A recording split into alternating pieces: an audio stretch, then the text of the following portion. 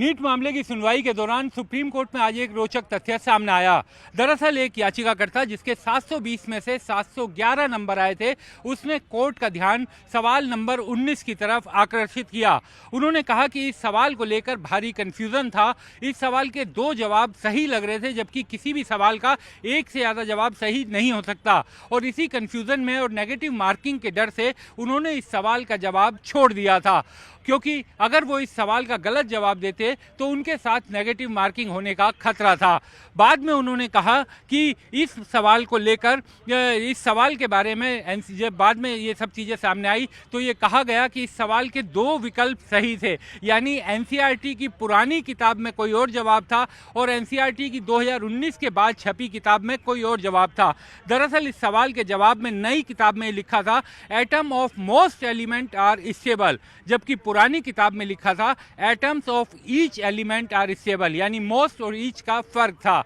लेकिन ये देखिए कि करीब करीब 4,20,774 बच्चों ने इसमें नई किताब के जवाब को पुरानी किताब के हिसाब से सही बताया और 9,28,000 के करीब बच्चों ने नई किताब में जो जवाब बताया गया था उसे सही बताया।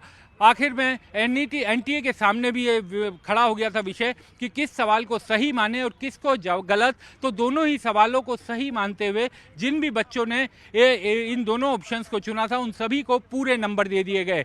कोर्ट ने इस पर सवाल उठाया और ये कहा कि ऐसा कैसे हो सकता है कि 2 सवाल को आप सही मान रहे, दोनों में से कोई एक तो गलत होगा।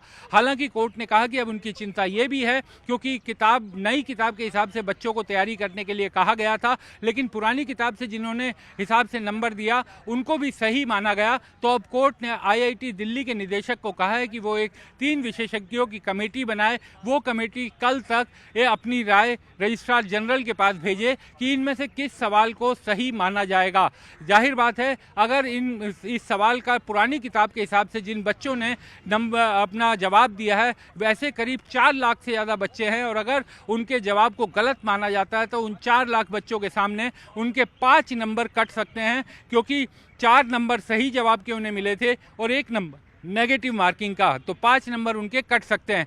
जाहिर बात है इसका रैंक पर बड़ा असर पड़ेगा और एनटीए जो अभी तक ये कह रही है कि उसने दोनों सवालों को सही मान लिया, तो मुख्य न्यायाधीश ने पूछा कि एक सवाल के 2 जवाब सही कैसे हो सकते हैं, दोनों में से किसी एक को ही सही मानेंगे।